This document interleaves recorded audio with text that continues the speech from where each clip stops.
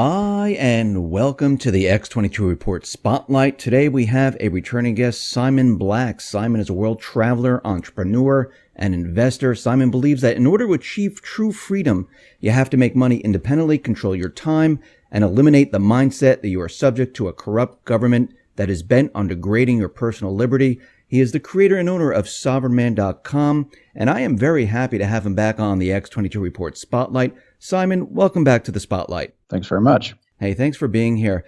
Last time you were on, we talked about personal freedom. This is while Obama was in office. And since that time, Trump now is the president.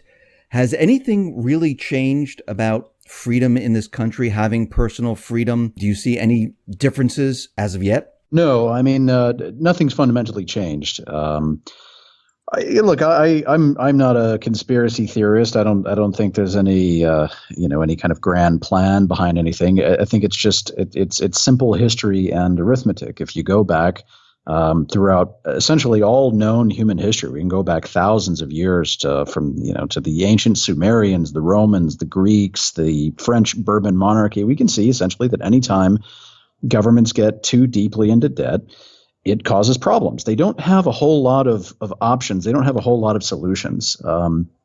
Historically speaking, there's only a handful of ways that governments can get out of that mess. And one of the ways that they do that is essentially by coming up with ways to deprive people of their freedom, both in terms of their individual personal freedom as well as their economic freedom. So they impose capital controls. They do things like, confiscate people's money, civil asset forfeiture, all these sorts of things that we have already started to see over the last several years, not just in the United States, by the way, but worldwide. We saw, in 2013, the government of Cyprus just froze everybody's bank account just like that overnight. People went to bed one night and they thought everything was fine. They woke up the next morning and saw that their government had frozen them out of their entire life savings. We've seen this astonishing rise of civil asset forfeiture. We see just a mountain of regulations that have been passed, in any given year, even in the United States, and in what I kind of usually refer to tongue-in-cheek as, in the land of the free, where there's about 80,000 pages a year published of rules and regulations and so forth, each one of those governing everything from what you can and cannot put in your own body to how you're allowed to raise your own children to how you can, run a business, start a business, make money, be responsible for your own livelihood and prosperity. So nothing has fundamentally changed just because you change the player, but the game hasn't changed. The game is exactly the same as it's always been. So the game hasn't really changed at all, is what you're saying. And these regulations and all these laws and everything that they come up with, are you saying that this shapes us into doing what the government wants? Well, I mean, look, the government's $20 trillion in debt. So and that's just at a nominal level, right? I would encourage all of your listeners to go and actually you can look this up for yourself. If you're talking specifically about the U.S. government, you can look up. I would encourage you all to look at U.S. government financial statements. Just Google that, right? And you'll come to a page on the Treasury Department's website where every year the U.S. federal government releases financial statements, just like any big company does. Apple and Google and General Electric and so forth all have financial statements. The U.S. government does as well. Skip down to the balance sheet, and the U.S. government's own estimation, these guys are more than $60 trillion in the hole. So it goes even beyond sort of the 20 trillion in, quote, national debt. We're talking $60 trillion in the hole. And so again, when you have that kind of giant gaping financial hole to fill, and you have $60 trillion in sort of negative net liabilities, you don't have a lot of options. And so you start looking around and trying to figure out, well, what can we do? Well, the first thing they do is they just keep going deeper and deeper and deeper into debt. And they'll keep doing that as long as the bond market allows that to happen. But they also get involved in all kinds of other things. We've seen, obviously, governments over time resorting to, epic levels of inflation. I mean, that just, conjure stories for the history books and every other possibility they can to get their hands on the cash that they need. Almost invariably, I would also point out that when governments get too deeply into debt, And it's not a Republican issue or a Democrat issue. It's not an Obama issue or a Trump issue. It's an arithmetic issue. I mean, quite simply, the numbers just don't add up. When you don't have enough income to pay this mountain of expenses, I mean, they're at the point now where they could almost eliminate just about everything we think of as government. They could get rid of the national parks, and they could get rid of the Internal Revenue Service, and they could get rid of the FBI and Homeland Security.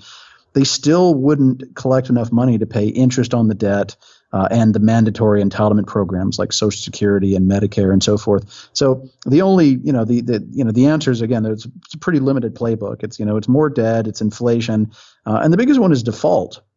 They end up, they'll have to either default on their creditors, the people that have loaned them money, or they'll have to default on the obligations that they've made to their citizens. They're saying, sorry, guys, we've been telling you your entire life that Social Security is going to be there for you. Well, guess what? It's it's not going to happen. They're going to change the rules and change the benefits and all these things because they just don't have the money. This is an arithmetic problem. It's not a political problem.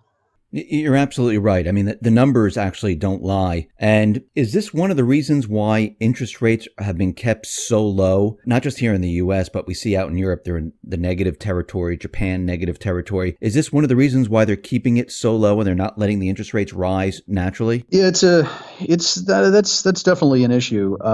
Interest rates have stayed low. People talk about, interest rates are at historic lows. Well, let's take that in context. Interest rates aren't just at lows in sort of, modern U.S. financial history, or even lower than, all of U.S. history. We're talking interest rates are at the lowest levels they've been in 5,000 years of known human history.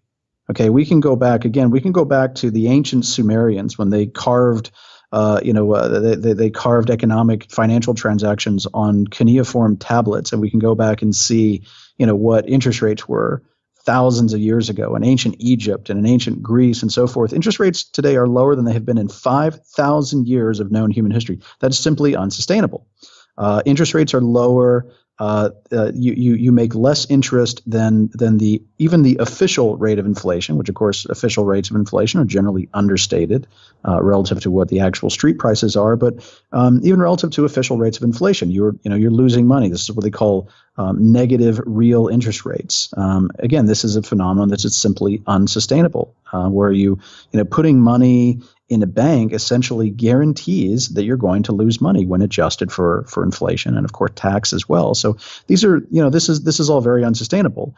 But you're right. It's a nice thing for a government to be able to continue to borrow money when interest rates are historic lows. But there's something that's even sort of more powerful than governments and even central banks, and quite frankly, that's the market itself. The government has its balance sheet and the central bank has its balance sheet, but you put the entire world together with all the big banks and bond market participants and so forth, and if they don't want to buy the debt anymore, they're not going to do that. And that when you have a sort of a decrease in demand in the bond market, that's something that pushes up interest rates, and they can keep trying and keep putting these Band-Aid fixes on it, but in the long run, the bond market is more powerful than even the Federal Reserve, and that's the thing. We're already starting to see interest rates come up. We're starting to see, even the Fed is starting to raise rates. The bond market has been pushing rates up. I mean, just since the election of Donald Trump, there's been a substantial increase in interest rates. And if you factor the additional borrowing cost in to the interest payment to these governments, the United States government, the Japanese government, a lot of European governments that are drowning in debt and having to borrow money just to pay interest, that increased interest rate is something that costs them a lot of money, and that's money that they don't have. That just exacerbates the problem because now they have to pay more interest, which they don't have, they can't afford. So they have to borrow even more money to pay more interest, which means they have to borrow even more money to pay more interest. And the worse their financial situation becomes, the more their balance sheet deteriorates, the higher those interest rates become. And so it's a problem that sort of continues to perpetuate itself and gets worse and worse. So that's we're starting to see signs that we're at the beginning of that cycle now. So Trump right now, he came in, Obama handed off the economy, And, he said that, I'm handing Trump a fantastic economy. It's recovered. It's fantastic. It's strong. Trump comes into the White House and he says, I'm going to be spending a lot of money here for infrastructure. I'm going to, take the economy to the next level. Is there anything he can do at this point to help the economy? Because in one of his statements, he said the economy is a complete mess. So, I mean, if he's going to borrow more money, isn't this going to put us deeper into the hole? Of course. And anytime, you borrow money, you go deeper into the hole. There are always better uses of spending and worse uses of spending. Sometimes you can borrow money and it can be an intelligent thing to do, where you can get a positive return on investment. Sometimes you borrow money. In most cases, when the government borrows money, it's a negative value. It's a negative return on investment.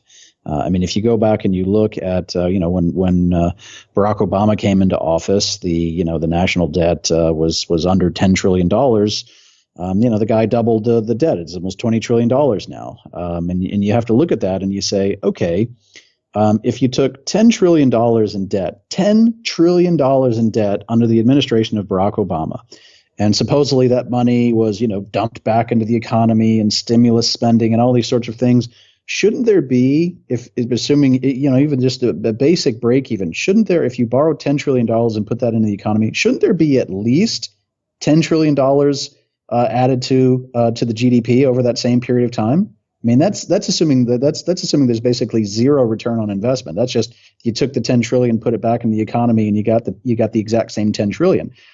Well, that didn't happen. There was no $10 trillion. There was some economic growth, but the reality is that most of that, quote unquote investment that they dumped all this back into the economy, they lost most of it. It was squandered on, $2 billion websites that didn't work and all these sorts of things. And so that's, this is the sort of thing that happened when governments get a hold of, very large, chunks of money.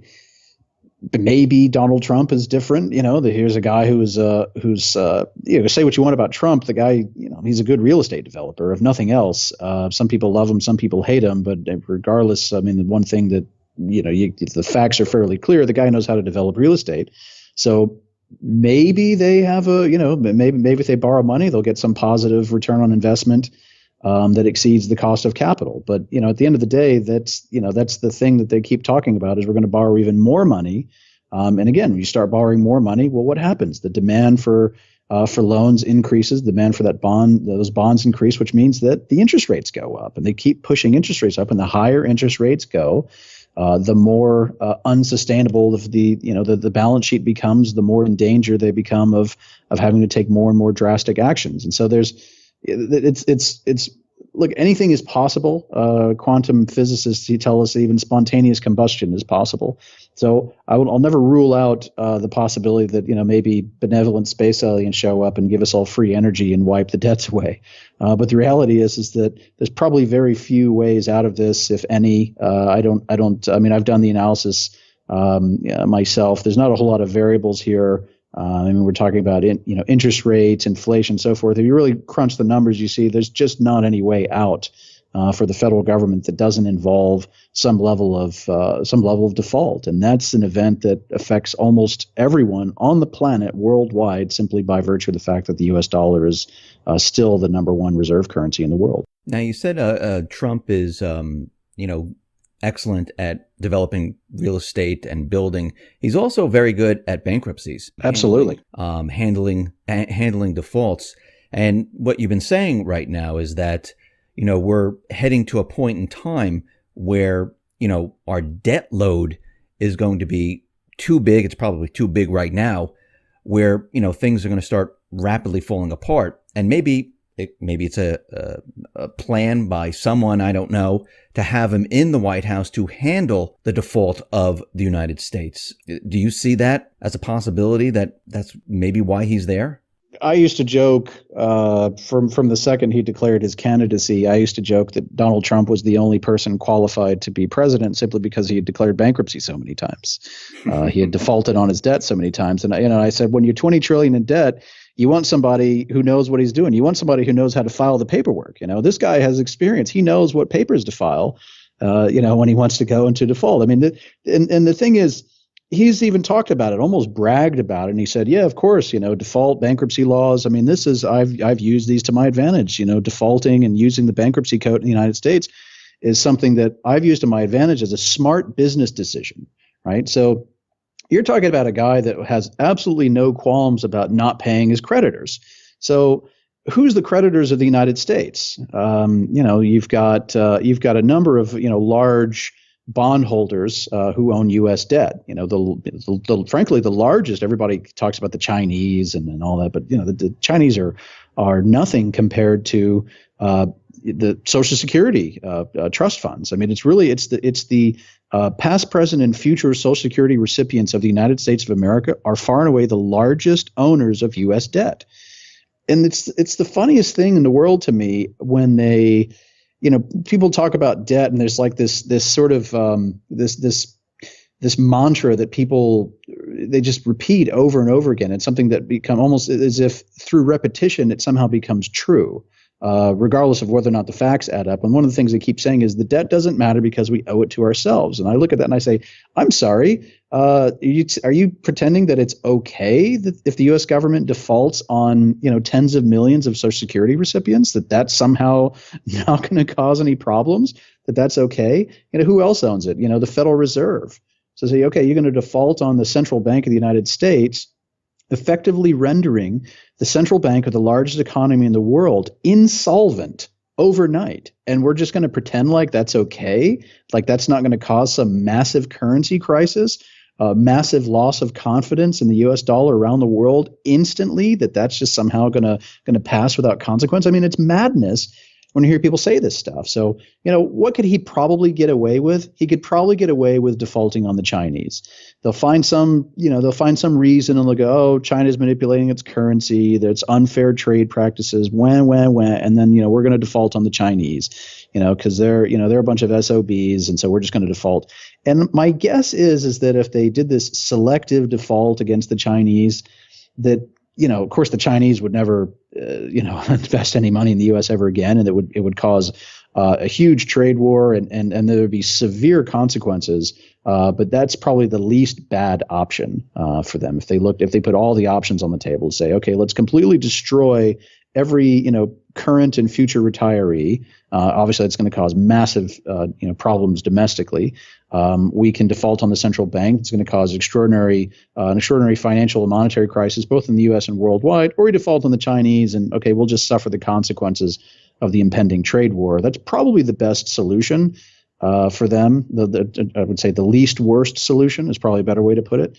And again, a guy that's done this so many times and thinks that it's a great business decision, I could absolutely see that as a possible outcome.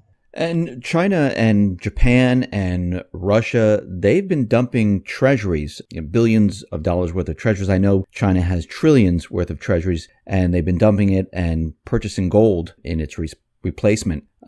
Is this their way of trying to get out of the U.S. paper market? It certainly seems to be a trend. I wouldn't say dumping treasuries. I would say, trading them for anything they can get their hands on that's actually real, including gold. The Chinese have been doing this for a while. They essentially have been investing a lot of their surplus with the United States, their dollar surpluses, and been trying to.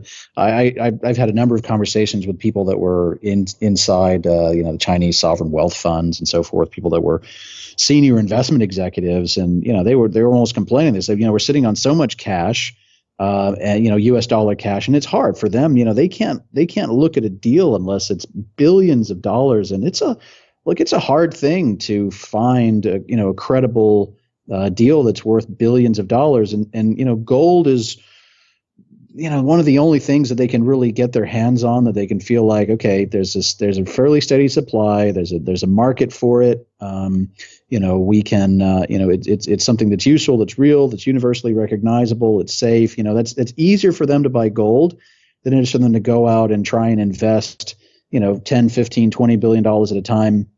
Because what else are they really going to do? They could try and buy entire companies, for example. They could go out and try and take buy tons of real estate and so forth, but they'd have to do that in places like the United States. They'd have to go out and make tender offers for large publicly traded companies. Could you imagine I mean, could you imagine the shitstorm if the Chinese sovereign wealth funds came over and tried to buy ExxonMobil, for example? I mean, that's an easy way for them to spend, hundreds of billions of dollars all in one fell swoop. But I mean, there's no way a deal like that would be allowed by the U.S. government. Could you imagine if the Chinese tried to buy Berkshire Hathaway from Warren Buffett? I mean, it's just not going to happen. Right. So or they just the Chinese come in and they start buying up, the Chinese sovereign wealth funds start buying up massive swaths of Manhattan, or South Florida or Los Angeles. I mean, these are the sorts of things where, these deals would either be disallowed or, so the properties could end up being confiscated back. This is too risky. It's too difficult for the Chinese. So, in the absence of, I mean, they've been buying as much as they possibly can. They've been buying farmland in Africa, and strategic assets like this that are real assets, not paper assets, but they have to get that money, in something where they can trade, U.S. dollars for some kind of strategic real asset. And, there's just not a whole lot of options for them. When if you've got $50 million to invest, it's great. The world is your oyster and there's tons of opportunities out there. When you have $2 trillion to invest, it's a really, really difficult thing to do. So there's not a whole lot of options for them. I think gold is clearly something we're going to continue to see that trend and probably see a lot of increased demand in gold, driven almost entirely by the Chinese. It'll happen, there'll be some sort of steady increase, and then, somebody will issue a report that we'll see the Chinese have been buying up, however many, tons of gold, and we'll see these, these big price swings where, overnight we'll see, very large increases to the gold price, very, very quickly. I think that's entirely feasible as well. I wanted to get into different countries that are banning cash right now. We saw it in India. Europe is looking to ban the 500 euro. Here, Larry Summers is saying we should get rid of the $100 bill. Why is there such a push to get rid of cash? I mean, they're making the argument that, criminals use cash and that's why we have to get rid of it. But what's your take on this? Why are they pushing to get rid of cash? Well, criminals also use toilets, so maybe we should get rid of those too. I mean, it's such a hollow argument. I mean, people that talk about this idea of, criminals use cash, ipso facto, we have to get rid of cash, have never been outside of their ivory towers at Harvard or Washington, D.C. They don't understand how the real world works. If they did, they would realize that, the biggest thing that people are using these days, in money laundering and these sorts of things staying off the radar, it's not even cash, nor is it, people say, oh, it's Bitcoin. No, it's not Bitcoin either. It's Amazon gift cards. That's what people are using. Amazon gift cards. Amazon gift cards are basically cash equivalents around the world. You can load them up at, drugstore chains, across the planet. I mean, it's, and then, people kind of do a double, money laundering where they go on to, they'll buy Amazon gift cards and then go onto Amazon and buy some other store's gift cards, and just use that to, to really mask where all the money comes from. I mean, these guys that talk about money laundering and cash, I mean, they just don't have the foggiest idea what they're talking about. Drug dealers and prostitutes take American Express. I mean, they just really don't have a clue. So of course but they rely on that thing, because anytime you want to convince somebody of something, you just say criminals or terrorists or, something that's bad, and they scare people and they go, oh, well, okay. So some smart guy says that criminals and terrorists are using cash, so I guess we have to get rid of cash. And it's so easy to convince somebody. And of course, nobody questions it, right? Nobody questions it. It's like we're all living in some really bad movie from the 1980s or something like that. I mean, it's just the world has totally moved on from that. The reality is that, cash is something that they can't control. If you're sitting on a lot of cash, then they can't know what you're doing with it, where it's going, how you're spending it. But more importantly, cash is cash is money in your hand. Cash is something where you have now essentially eliminated counterparty risk. I remind my own audience as frequently as I can that anytime you deposit money in a bank, it's no longer your money. It's the bank's money, right? The bank puts it on its balance sheet as an asset. Now they have a liability to you. You become nothing more than an unsecured creditor of the bank. And the bank, if in its sole discretion, can freeze you out of your entire life savings without even giving you a courtesy heads up. And so if you look at it different risks in the banking system, ranging from all the nonsense we see, Wells Fargo, whatever, the sort of the compliance risks and the likelihood of being potentially frozen out of your savings. We can see different financial risks, razor thin levels of liquidity and capital, and a lot of banks, especially in Europe and so forth. You have to look at this and say, why am I taking on all this risk? What's the point? What am I getting in return? I'm getting 0.01% interest. Who cares? Why would I bother taking that kind of risk, right? And so the smart thing to do is to actually, short circuit that process, take money out of the bank, take money into your own hands, into your own safe and so forth. Now you don't have an intermediary. Now there's no middleman anymore between you and your money. Now you're no longer an unsecured creditor of the bank. Now it's just money sitting in your own safe. And especially, in places we've seen this in Europe where interest rates are negative, people actually, people with large accounts at banks are actually having to pay interest to the bank. There's a certain point where you go, wait a minute, why am I doing this anymore? This doesn't make any sense. Any rational person would just go down to the bank, close the account, take it all out in cash and just, keep it in a safe somewhere, put it, or just take it out and put it in the safety deposit box. But the reality is that if that happened, that almost every bank in the world would go under. If everybody went and tried to withdraw their money from the bank, no bank has that kind of liquidity. Banks are sitting on, as a percentage of customer deposits, banks have 1%, 2%, maybe 3%. That's actually in liquid cash. The rest of the stuff is all invested in who knows what, right? They buy loans. They invest in different swaps and different mortgage-backed securities and all kinds of stuff. And nobody really has a clue what banks are doing with their money. They give us these giant line items on their annual financial reports, but there's no detail, there's no transparency. But banks don't have the ability, if any meaningful percentage of the customers actually try to withdraw their money, the banks would all go under. And so in order to prevent that, it's certainly a nice, easy way of keeping the banks safe and solvent is just by telling people, hey, we're going to get rid of cash. That's only something for drug dealers, and criminal terrorists. And so that's, I think, a big reason behind it. It's certainly one of the banks are certainly, one of the biggest beneficiaries behind this. Banks hate cash. It's bad for them, and anytime people want to go and withdraw cash, it reduces the bank's profitability. It increases any liquidity risk and so forth. So that's certainly, I think, one of the measures behind it. So do you think bail-ins are still in play? I mean, we saw it in Cyprus. The Greek people are very nervous about this. They've been taking their funds out of the bank, just like you're saying. Do you see the bail-in agenda still out there, and should we still be worried about the central bank and governments actually doing this? Well, bail-in legislation already exists in so many places. They've formalized it in a number of countries. Even a place like Canada. This is all over the world now, where there's actually a clear framework for bail-ins.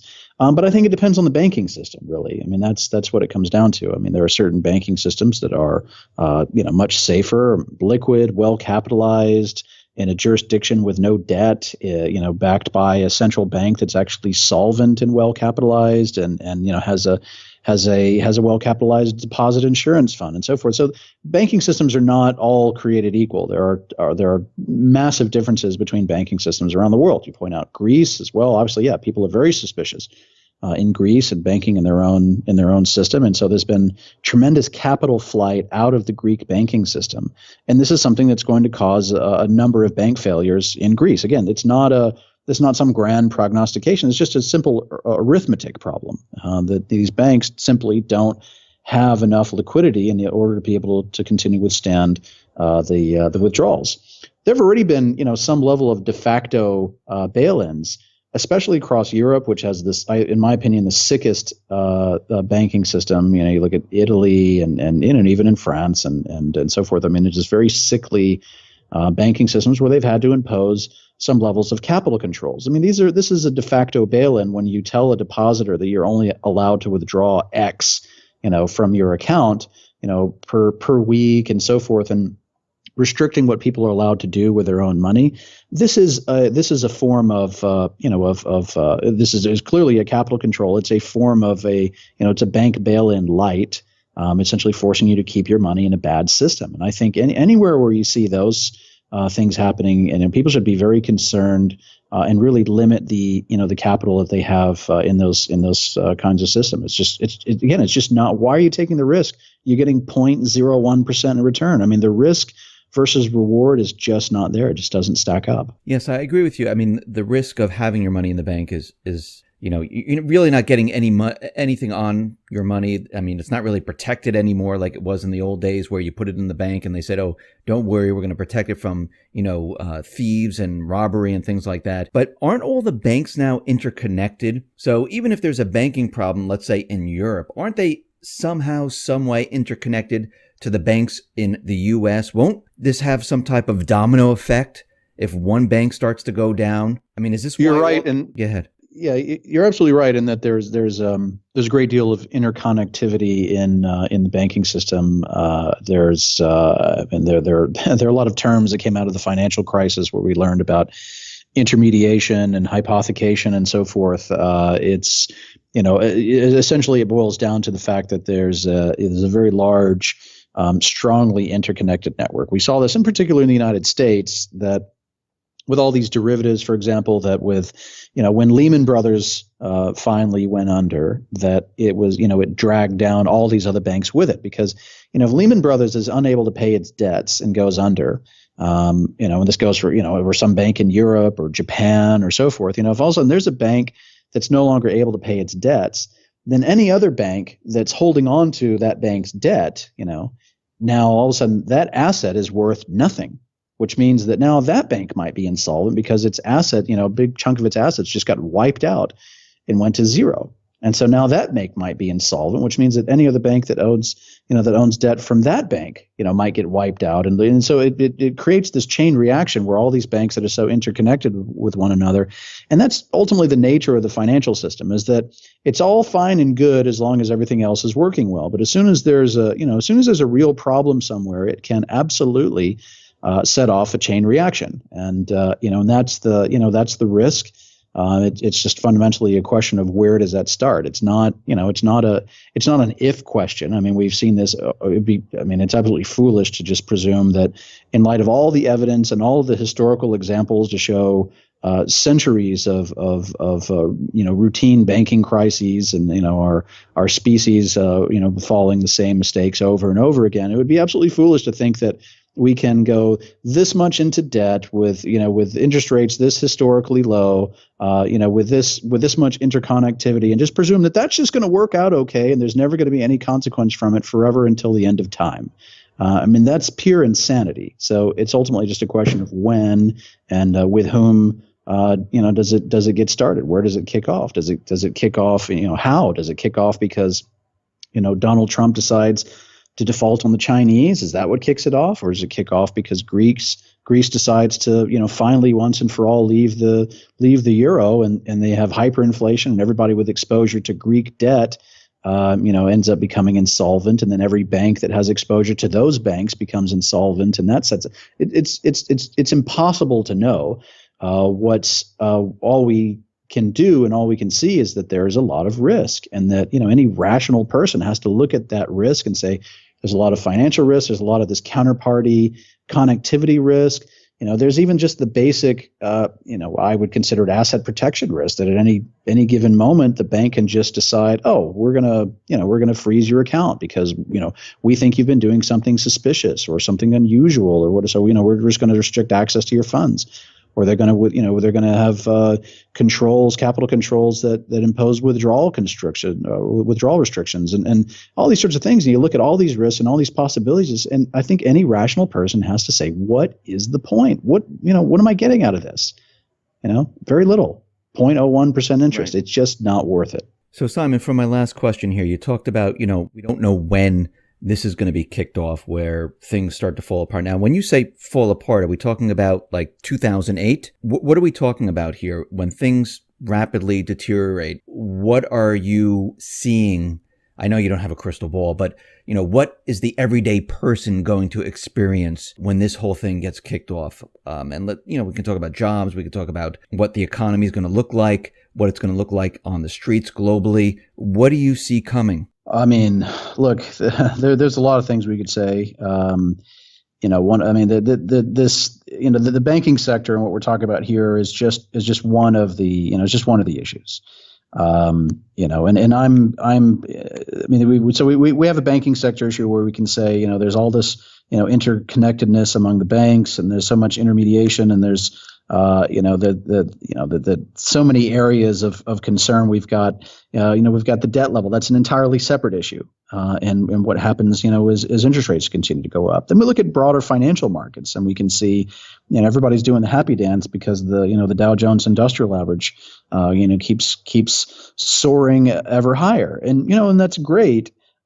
Except, again, if you start really looking at some of the fundamentals, I mean, I look at this stuff on a regular basis. One of the things that strikes me is so interesting, and this gets into some accounting nuances, but there's a big difference in companies between sort of profit and cash flow. Profit is sort of an accounting invention that takes into account all kinds of things that don't exist in the real world. And when I look at businesses, I always look at a company's cash flow, specifically, looking at its free cash flow and its operating cash flow. And the thing that I find so interesting is that there are so many companies right now. I mean, they're borrowing an enormous amount of money, and basically paying dividends out of money that they've borrowed. They're increasing the amount of debt on their balance sheet, and instead of investing that money in something that can grow the company, or again, there's good debt and bad debt. This is money that they're basically just borrowing cash and then paying all this cash out to the shareholders, or buying back stock or so forth. And so, I mean, talk about something that's completely unsustainable. They've basically engineered an artificial bubble in stocks that's driven on debt. And so all these companies are going deeper and deeper and deeper into debt, and all this stuff is, and using that debt to put money in people's pockets in a way that's artificial, because their businesses themselves, their cash flows are down, their operating cash flows are down, and yet we keep saying, oh, the stock market keeps going up. Again, it's artificial. They're engineering this sort of artificial increase in stock prices in a way that's just totally unsustainable. All these things all together, if you look at it, how sustainable is it that companies can continue borrowing money to inflate their stock prices? How sustainable is it that a government, the largest government in the world is simultaneously, the largest economy in the world is simultaneously the largest debtor in the world, that a government can continue to borrow money at historically low interest rates that are at the lowest levels at 5,000 years of known human history without any consequence? How sustainable is it that all these banks can be so interconnected and have razor thin levels of liquidity and questionable levels of solvency? And I mean, all these things you have to look at and say, none of this stuff is sustainable. And, maybe we can certainly hope that nothing happens. And sure, maybe nothing ever happens. Maybe it's all fine. Maybe it's all good. But the reality is that there's a lot of risk, and smart, rational people, especially if you're kind of financially minded, if you're an investor, in investment circles, we always talk about risk versus reward, right? And so that takes a very, sober, rational perspective, to forget about all the hype and all the emotion, just look at the facts. And then the facts, if you look at the data, if you look at the truth, you can see that there's a tremendous amount of risk, and say, okay, well, what's the reward? I get 0.01% in my bank, or I've got everything riding in the stock market on this artificial bubble. And okay, maybe it continues to go up.